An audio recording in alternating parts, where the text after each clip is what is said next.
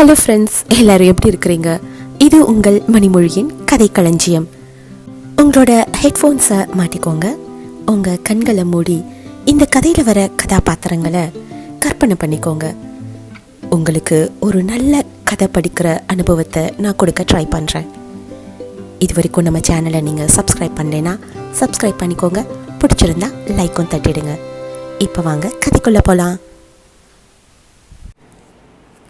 சாண்டில்யனின் கடல்புறா பாகம் 3, அத்தியாயம் 39. வெற்றி யாருக்கு? இளைய பல்லவனை சிறை செய்ய காவலர் நெருங்கும் முன்பே அவன் காதுக்கருகே குலோத்துங்க தேவன் சொன்ன இரகசிய வார்த்தைகளை கேட்டதும் இளைய பல்லவன் பிரமிப்புக்கும் கலவரத்துக்கும் உள்ளாகவும் காரணம் இருந்தது. அவற்றை சொன்ன அனபாயன் பெரிதாக நகைத்து மஞ்சத்தில் தொப்பென்று விழுந்ததற்கும் காரணம் இருந்தது.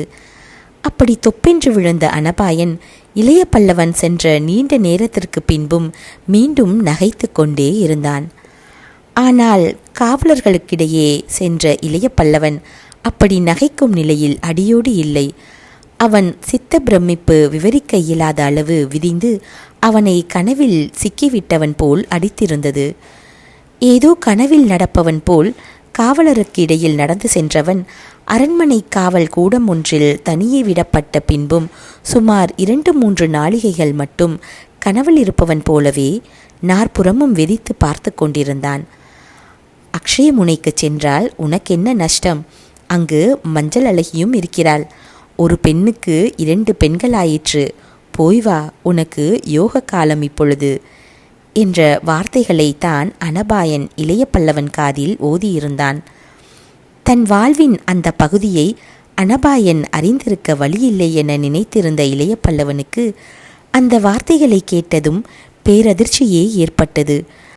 அதிர்ச்சி மட்டுமல்ல, வியப்பும், வியப்பினால் பிரமிப்பும், அங்கு செல்வதனால் ஏற்படக்கூடிய விளைவையும் எண்ணி பார்த்ததால் உண்டான பயமும் கூட சோழர் படைத்தலைவன் இதயத்தில் வலம் வந்தன. மஞ்சள் அழகியை பற்றி யார் சொல்லியிருப்பார்கள் இளவரசருக்கு என்று பலமுறை திரும்ப திரும்ப எண்ணி பார்த்தும் விடை கிடைக்காத இளைய பல்லவனுக்கு அத்தனை பிரமிப்பிலும் இணையில்லா கௌரவ புத்தியும் ஏற்பட்டது அனபாயனிடத்திலே. என்னை பிரிந்தது முதல் இளவரசர் என்னை பற்றியே நினைத்திருக்க வேண்டும்.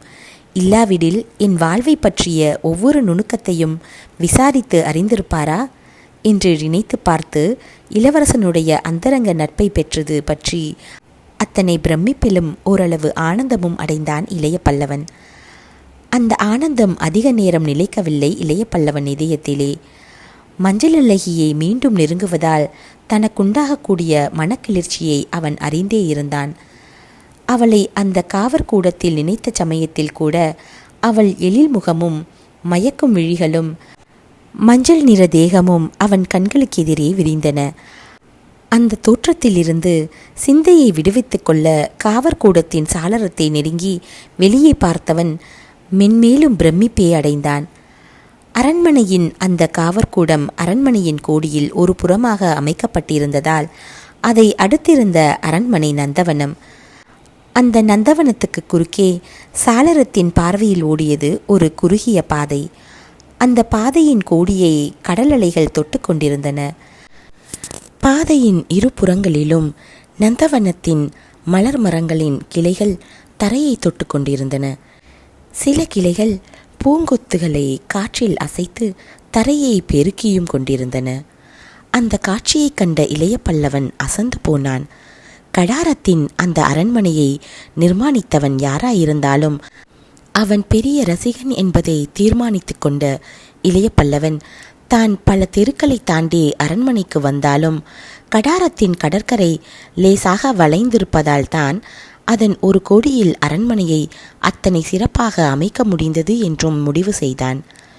அரண்மனை காவற்கூடத்திலிருந்து கடலுக்கு அழைத்துச் சென்ற அந்த குறுகிய பாதை எத்தனை அழகாயிருந்தது! தாழ்ந்த மரக்கிளைகளும் பாதையின் கோடியில் மோதிய கடல் அலைகளும் என்ன அற்புத காட்சியை அளித்தன! அதுவும் அப்பொழுது காலை நேரம். கடலை கதிரவன் கிரணங்கள் தொட்டுவிட்ட வேளை. அந்த கிரணங்கள் தான் என்ன அழகை அந்த அலைகளுக்கு அளித்திருந்தது! இவற்றையெல்லாம் கண்டு உள்ளம் பிரமித்து கிடந்த அந்த நேரத்திலும் வியக்கவே செய்தான் இளைய பல்லவன். அந்த வியப்பு உணர்ச்சியோடு நிற்கவில்லை சிந்தனையின் ஊர்வலம். அந்த குறுகிய பாதையின் கோடியில் நடந்து கொண்டிருந்த ஒரு பெண்ணையும் அவன் கண்கள் கண்டன. கண்கள் தாம் கண்டனவா அல்லது சித்தத்தின் பிரம்மையாது அவனுக்கே விளங்கவில்லை. ஆனால் அந்த அலைகள் காலில் தொட நின்றிருந்தாள் மஞ்சள் அழகி. பின்புறத்தில்தான் அந்த உருவத்தை அவனால் பார்க்க முடிந்தது. பக்கம் எதுவாயிருந்தால்தான் என்ன, அடையாளம் கண்டுபிடிக்க கண்களுக்குத்தான் சக்தி இல்லையா அல்லது கருத்துக்குத்தான் பலம் இல்லையா? இரண்டும் இருந்தது. அது மஞ்சள் அழகிதான், சந்தேகமில்லை.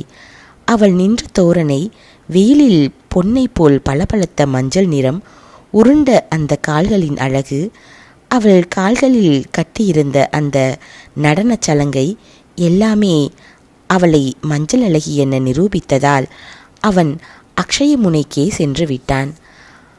அக்ஷயமுனையின் அழகிய மணற்பரப்பிலே முழுமதி எழுந்தான். நடன மண்டபத்திலே தேவதை என தோன்றினாள் மஞ்சள் அழகி. அவள் காலை தட்டி தட்டி ஆடினாள். கொள்ளையரும் ஆடினர். மீண்டும் அந்த பழைய நடன நிகழ்ச்சி அவன் மனக்கண் முன் எழுந்தது. அவன் எத்தனை நாளிகைகள் அப்படி நின்றிருந்தானோ அவனுக்கே தெரியாது. மஞ்சள் அழகியின் கால்களில் அலைகள் தாக்குவதையே அவன் கண்கள் பார்த்து கொண்டிருந்தன. அவள் அன்று புனலாடி தன் பக்கத்தில் கடற்கரையில் அமர்ந்து சொன்ன சொற்கள் அந்த சந்தர்ப்பத்தில் அவன் காதுகளில் ஒலித்தன. நீங்களும் இந்த அலைகளைப் போலத்தான் என்னை தொட்டுவிட்டு சென்று விடுவீர்கள் என்ற சொற்களை மஞ்சள் அழகி மீண்டும் சொல்வது போன்ற பிரமை ஏற்பட்டது அவனுக்கு. அந்த காட்சிகள் மனதில் எழ எழ அவனுக்கு கடாரத்தின் சிந்தனையும் காஞ்சனாதேவியின் நினைப்பும் அறவே அகன்றுவிட்டன. ஒரு பெரும் சாம்ராஜ்யாதிபதியின் மகளாகிய மஞ்சள் அழகி எத்தனை அனாதை என்று எண்ணி பெருமூச்சு விட்டான் ஒரு வினாடி. அவன் இதயத்தில் பரிதாபமும் அழகும் நிரம்பிய மஞ்சள் அழகியின் முகம் எழுந்தது. ஆகவே கண்கள் அந்த பாதை கோடியில் நின்ற அவள் உருவத்திலேயே திளைத்தன. இவள் எப்படி இங்கு வந்தாள் என்று திரும்ப திரும்ப பல வினாடிகள் யோசித்தும் கருணாகர பல்லவனுக்கு பதிலேதும் கிடைக்கவில்லை. பாதை கோடியில் நின்ற அந்த பாவையும் லேசில் திரும்பி தன் மலர் முகத்தை காட்டி அவனை மகிழ்விப்பதாயில்லை. அவள் நின்ற இடத்திலிருந்து அலை ஓரமே பக்கவாட்டில் நகர்ந்தாள். 10 அடி அவள் நடந்ததால் பாதையின் பக்க மரங்கள் அவளை தன் கண்களில் இருந்து மறைத்துவிடும் என்பதை எண்ணிய இளைய பல்லவன், இரு மஞ்சள் அழகி இரு என்று கூவினான். ஆனால் அவன் கூச்சல் அந்த பாவையின் காதுகளில் விழவில்லை. மெல்ல அவள் நடந்து மரங்களுக்கிடையே மறைந்து விட்டாள். மஞ்சள் அழகியின் எழிலுருவம் மறைந்ததும் சாளரத்தை விட்டு திரும்பிய இளைய பல்லவன் அந்த அறையில் இருந்த ஒரு மஞ்சத்தில் படுத்துக்கொண்டு கண்களை மூட எண்ணினான். ஆனால் கண்களை மூடுவதும் பிரம்ம பிரயத்தனமாயிருந்தது. அவன் வாழ்க்கையில் மறக்க விரும்பிய காட்சிகளெல்லாம் அவன் புத்தியில் வலம் வரத் தொடங்கின. சிக்கலான வாழ்க்கையுள்ளவனுக்கு நிம்மதியில்லை என்ற வேதாந்தத்தின் உட்கருத்து அந்த சமயத்தில் அவனுக்கு நன்றாக விளங்கியது. என்ன வாழ்க்கை இது, சேச்ச, சிறிதும் நிம்மதியில்லை என்று தனக்குள்ளேயே அழுத்து கொண்டான். பிறகு மீண்டும் எழுந்திருத்து அறையில் சில வினாடிகள் நடமாடினான். பிறகு இரு கைகளையும் பலமாக தட்டி யாரங்கே என்று விழித்தான். அந்த அழைப்பின் விளைவாக கதவை திறந்து கொண்டு வந்த காவலனை நோக்கி, நான் சோழ நாட்டு இளவரசை காண வேண்டும் உடனடியாக என்று கூறினான். காவலன் பதில் சட்டென்று கிடைத்தது. இளவரசர் இப்பொழுது யாரையும் பார்க்க பிரியப்படவில்லை என்றான் திட்டமாக. ஏன்? கோபத்துடன் கேட்டான் இளைய பல்லவன். மந்திராலோசனையில் இருக்கிறார் என்று வந்தது பதில். யாருடன் மந்திராலோசனையில் இருக்கிறார்? படைத்தலைவர்களுடன். சிறிது நேரம் யோசித்தான் இளைய பல்லவன். அப்படியானால் குணவர்மரை நான் பார்க்க வேண்டும் என்றான் அடுத்தபடியாக. அதுவும் முடியாது. ஏன்? அவரும் மந்திர ஆலோசனையில் இருக்கிறார். என்ன எல்லோருக்கும் மந்திர ஆலோசனை இப்பொழுது என்று சீறினான் படைத்தலைவன். அதை கேட்க எனக்கு அதிகாரமில்லை, தங்களுக்கும் அதிகாரமில்லை என நினைக்கிறேன் என்ற காவலன் பதில் பணிவாகவே வந்தது. ஆனால் அவன் குரலில் சிறிது ஏளனமும் கலந்திருந்தது. இளைய பல்லவன் கோபம் மெல்ல மெல்ல ஏறிக்கொண்டிருந்தது.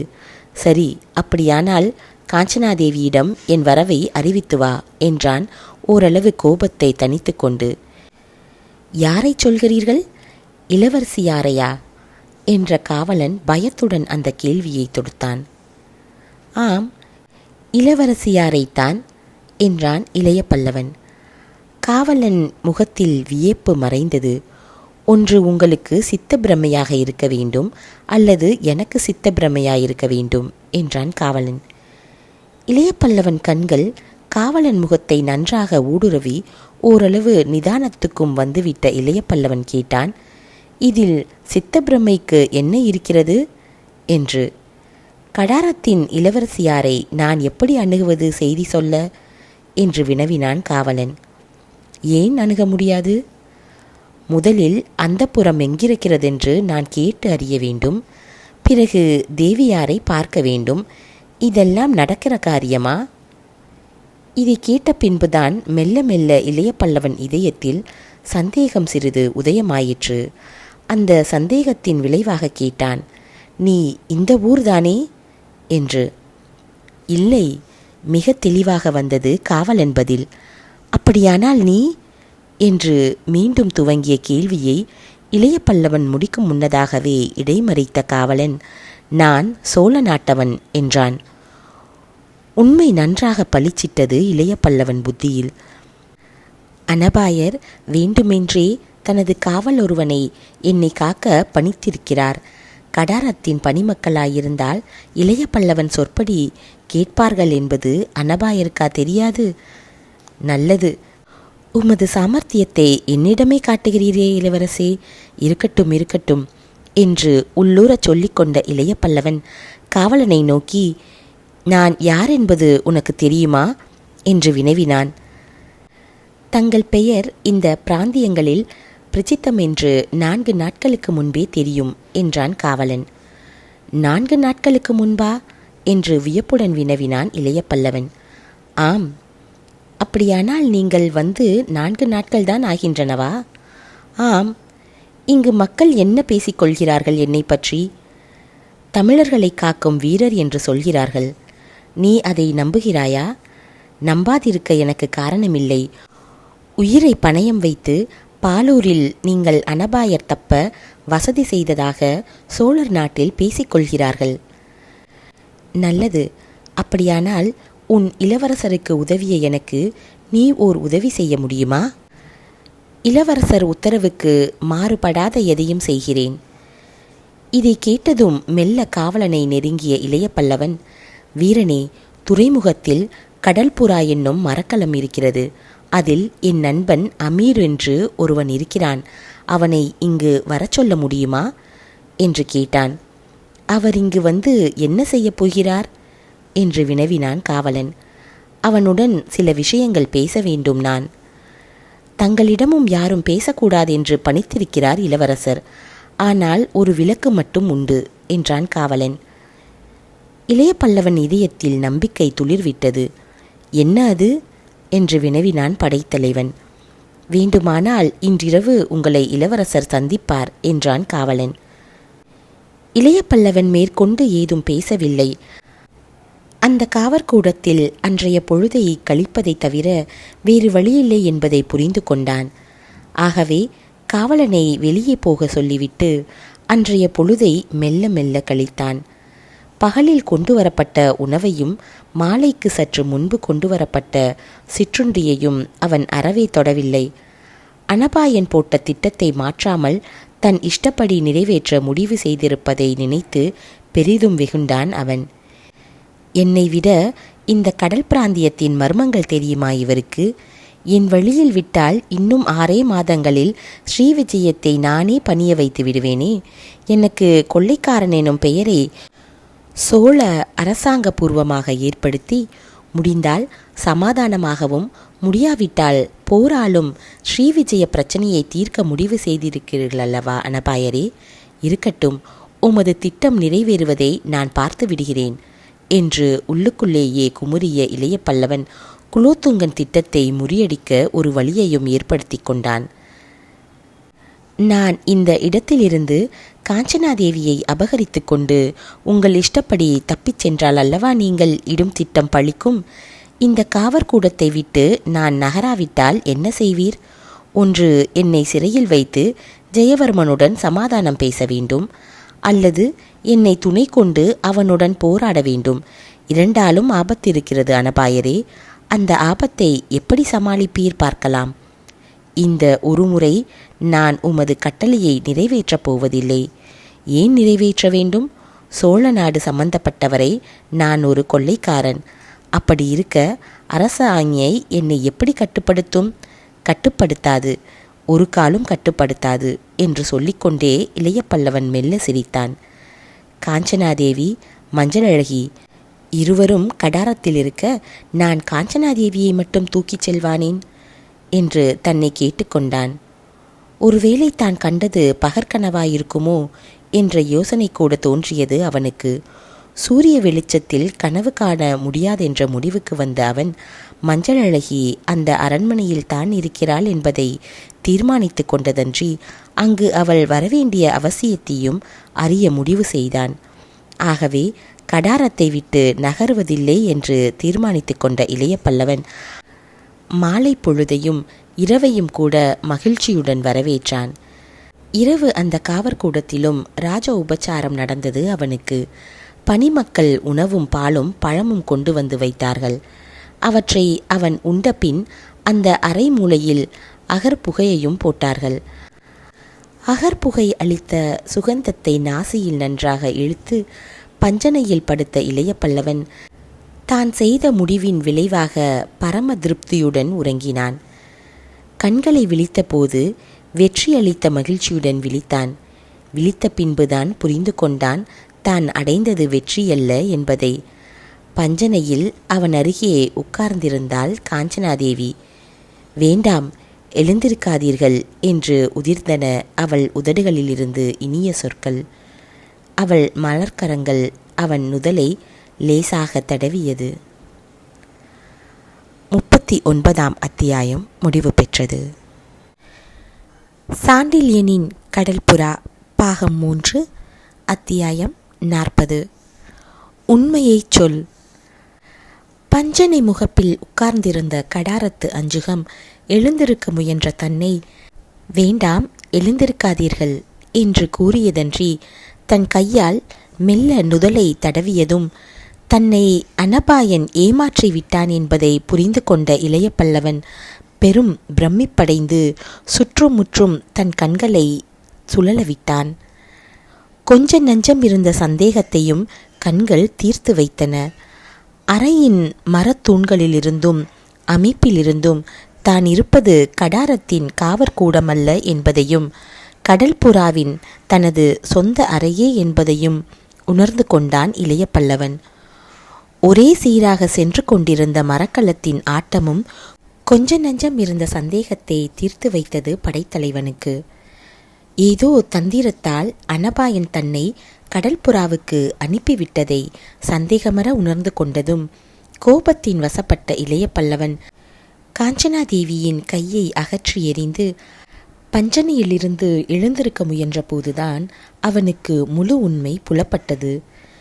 தலை பெரும் பாறை போல் கனத்ததால் எழுந்திருக்க முடியாமல் மீண்டும் பஞ்சனை தலையணையில் தலையை தொப்பென்று போட்ட இளைய பல்லவன் முகத்தில் கோபத்தின் சாயை உச்சஸ்தாயியை அடைந்தது. அந்த கோபத்தை கவனித்த காஞ்சனாதேவி துயரம் தோய்ந்த புன்முறுவலொன்றை வெளியிட்டு, எழுந்திருக்க முயலாதீர்கள், உங்கள் உடல்நிலை சரியாகவில்லை என்று அவனை தடுத்து படுக்க வைத்து தலையை லேசாக அழுத்தவும் செய்தாள். அத்துடன் இடது கையை அவன் உடலுக்கு குறுக்கே கொடுத்து அவன் கன்னத்தோடு தன் கன்னத்தையும் வைத்து இழைத்தாள்.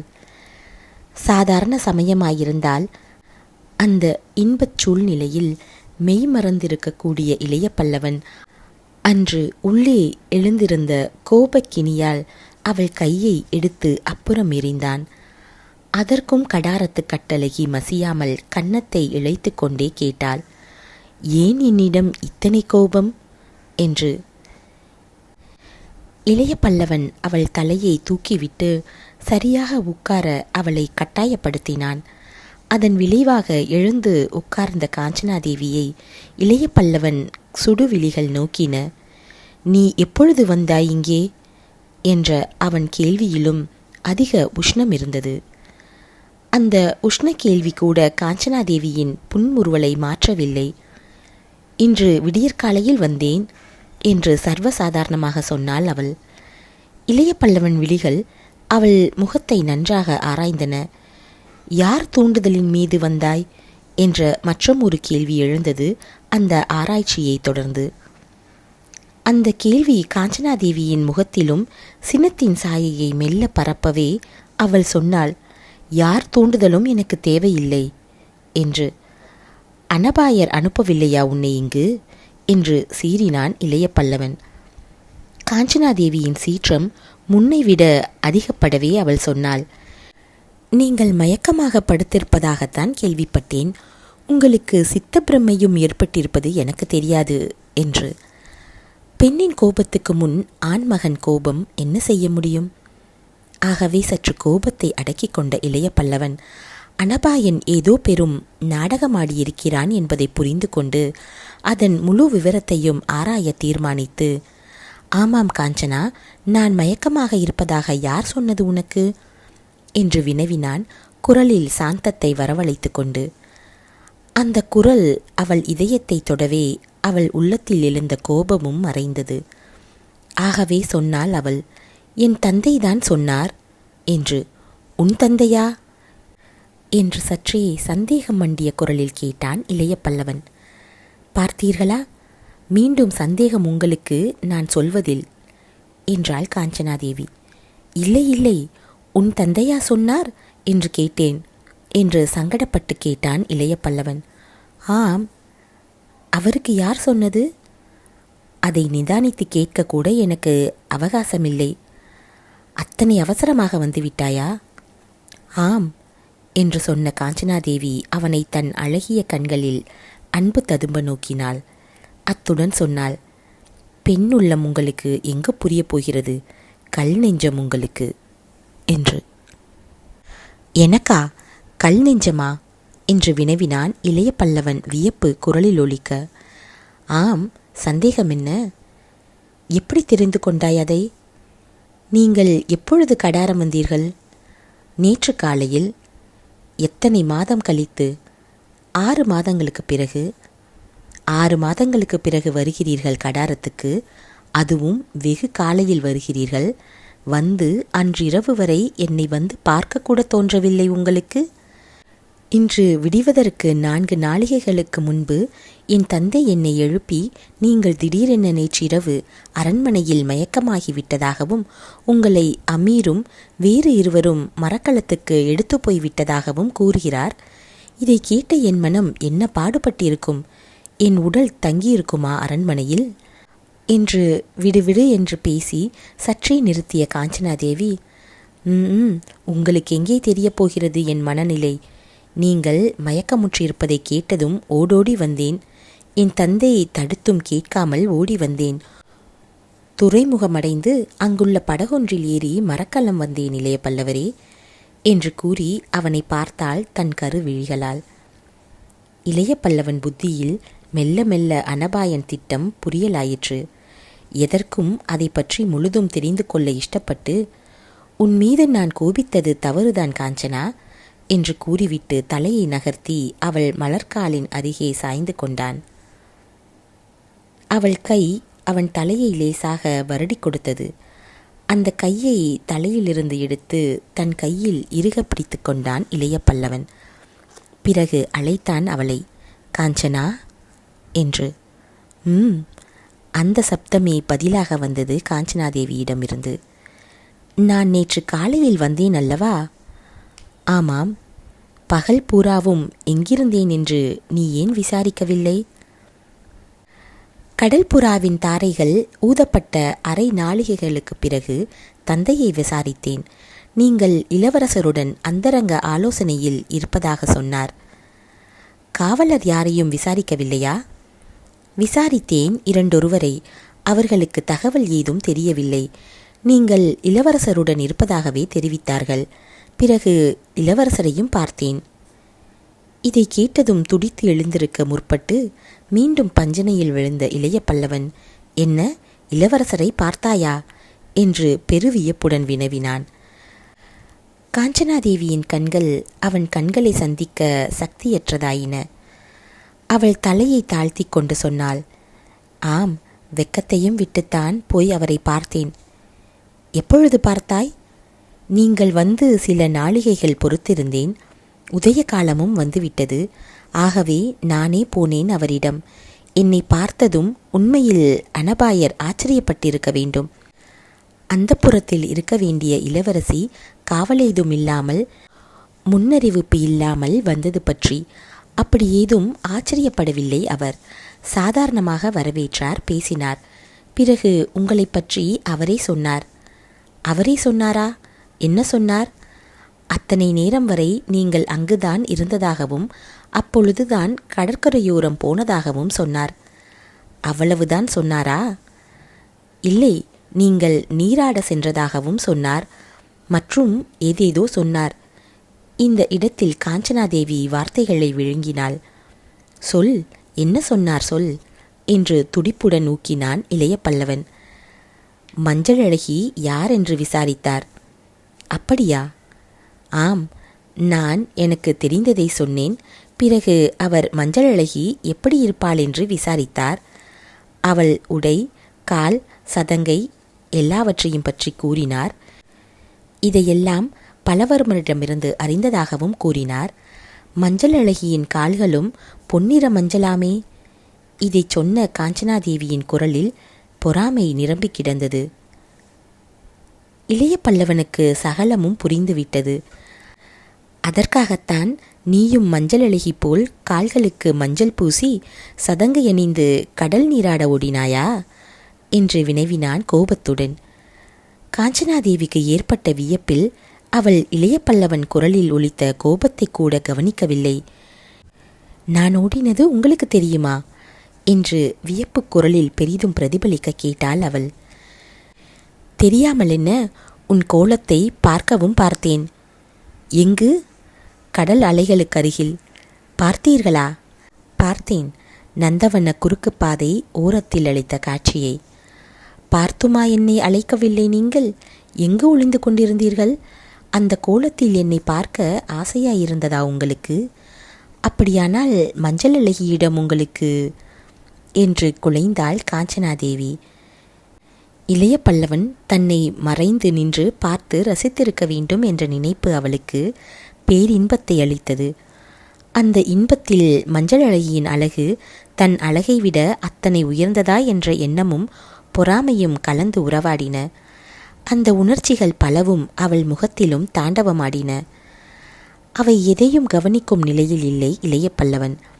அனபாயன் மனித உணர்ச்சிகளை எத்தனை தூரம் புரிந்து கொண்டிருக்கிறான் என்பதை உணர்ந்ததால் பெரும் வியப்பும், அவன் தன்னையும் காஞ்சனாதேவி உட்பட எல்லோரையும் கைப்பாவைகளாக்கி கொண்டு விட்டானே என்பதால் ஏற்பட்ட கோபமும் அவன் உள்ளத்தை கலந்து எழுந்து கொண்டிருந்தன. ஆகவே அவன் காஞ்சனாதேவி கேட்க முற்பட்ட பொறாமை கேள்விகளுக்கு பதில் கூறாமல், நந்தவனத்தை அடுத்து நிற்கும் அறை எது, காவற்கூடமா என்று வினவினான். காஞ்சனாதேவி கலகலவென நகைத்தாள். உங்கள் கேள்வி நன்றாயிருக்கிறது என்று அந்த நகைப்பின் ஊடே கேலியாகவும் பேசினாள். என்ன விசித்திரம் இதில் என்று கேட்டான் இளைய பல்லவன். அந்தப்புற நந்தவனத்தருகில் காவற்கூடத்தை யாராவது அமைப்பார்களா? ஒருவேளை உங்கள் நாட்டில் அப்படி பழக்கமா என்று வினவினாள் காஞ்சனாதேவி கேலி குரலை மாற்றாமலே. இளைய பல்லவன் அவள் குத்தலாக கேட்ட கேள்வியை அசட்டை செய்தே பேசத் தொடங்கி, அப்படியானால் அதை அடுத்திருக்கும் அறை யாருடையது என்று வினவினான். சாதாரணமாக அந்தப்புற பணி செய்யும் பெண்கள் விடுதியது. அங்கு தோட்டத்தை அடுத்திருக்கும் அறை. அந்தப்புற மகளிர் நீராட்டத்துக்கு பிறகு ஆடை புனையும் அறை என்றாள் காஞ்சனாதேவி. இப்பொழுது அது பணிமக்களிடம்தான் இருக்கிறதா?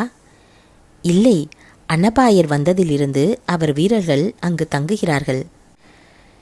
இளைய பல்லவன் சில வினாடிகள் சிந்தனையில் இறங்கினான். பல விஷயங்கள் அவனுக்கு வெட்ட வெளிச்சமாகிவிட்டன. தன்னை எப்படியும் கடாரத்திலிருந்து கிளப்பிவிட அனபாயன் சகல ஏற்பாடுகளையும் செய்துவிட்டான் என்பதையும் உணர்ந்து கொண்டான் இளைய பல்லவன். பிறகு மீண்டும் ஒரு கேள்வி கேட்டான் காஞ்சனாதேவியை.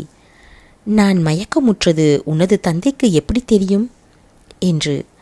அனபாயரே அவரிடம் சொன்னாராம் என்றாள் காஞ்சனாதேவி. குணவர்மரை அத்தனை விடியற்காலையில் இளவரசர் எழுப்பினாரா? ஆம், காவலனை விட்டு அழைத்து வரச் சொல்லி விஷயத்தை கூறினாராம். என்ன அவ்வளவு அவசரமாம் அவருக்கு? அரண்மனையில் உங்களுக்கு நேர்ந்த விபத்தை என் தந்தைக்கு தெரிவிக்க வேண்டியது தன் கடமை என்று கூறினாராம். ஓஹோ என்று கூறிக்கொண்ட இளைய பல்லவன் மேற்கொண்டு ஏதும் கேட்கவில்லை. பல வினாடிகள் மௌனம் சாதித்தான். பிறகு காஞ்சனாதேவியை நோக்கி, காஞ்சனா, நீ போய் அமீரை அழைத்து வா என்றான். அவன் குரலில் கண்டிப்பு இருந்ததை கவனித்த காஞ்சனாதேவி பஞ்சனையை விட்டு எழுந்திருத்து வெளியே சென்றாள். அடுத்த சில வினாடிகளுக்கெல்லாம் உள்ளே நுழைந்த அமீரின் முகம் மகிழ்ச்சியால் விகசித்தது. இப்பொழுதுதான் எனக்கு உயிர் வந்தது இளைய பல்லவரே என்று மகிழ்ச்சி துளங்க கூறி பெருமூச்சும் விட்டான். அருகே வா அமீர் என்று தீனமான குரலில் அழைத்தான் இளைய பல்லவன். அமீர் அருகே வந்தான். இளைய பல்லவன் பஞ்சனையில் தன் பக்கத்தில் உட்காரும்படி சைகை செய்தான். அமீர் சற்று தயங்கிவிட்டு உட்கார்ந்தான். அமீர், எத்தனை நாளிகைகளாக நான் மயக்கமாயிருக்கிறேன்? எப்பொழுது மயக்கமடைந்தேன் என்று வினவினான் சாவதானமாக. எப்பொழுது மயக்கமுற்றீர்களோ தெரியாது. இளவரசரிடமிருந்து தகவல் வந்து அரண்மனை சென்றேன். நீங்கள் மயக்கத்துடன் படுத்திருந்தீர்கள். சேந்தன் மரக்கலத்தில் இருந்தான். ஆகவே இங்கு கொண்டு வந்தேன் உங்களுக்கு சிகிச்சை செய்ய என்றான். எந்த இடத்திலிருந்து கொண்டு வந்தாய்? அரண்மனையில் இருந்துதான். அரண்மனையில் எங்கிருந்து? அனபாயர் அறையிலிருந்து. உங்கள் பஞ்சனைகள் அக்கம் பக்கத்தில் இருந்தன. அரண்மனையிலேயே எனக்கு ஏன் சிகிச்சை நடக்கவில்லை? எனக்கெப்படி தெரியும் என்றான் அமீர். அடுத்த வினாடி அமீர் பெரிதாக அலறினான். விடுங்கள் இளைய பல்லவரே, விடுங்கள் என்ற அமீரின் பயங்கர ஒலி அந்த அறை பூராவும் பரவியது. இளைய பல்லவன் இரு கைகளும் அமீரின் கழுத்தை நெரித்து கொண்டிருந்தன. சொல், உண்மையை சொல் என்ற சீற்றம் மிகுந்த இளைய பல்லவன் குரலொலிகள் அமீரின் பயங்கர ஒலிகளுடன் இணைந்து அந்த அறையின் அமைதியை சரேல் என ஊடுருவின. 40ஆம் அத்தியாயம் முடிவு பெற்றது.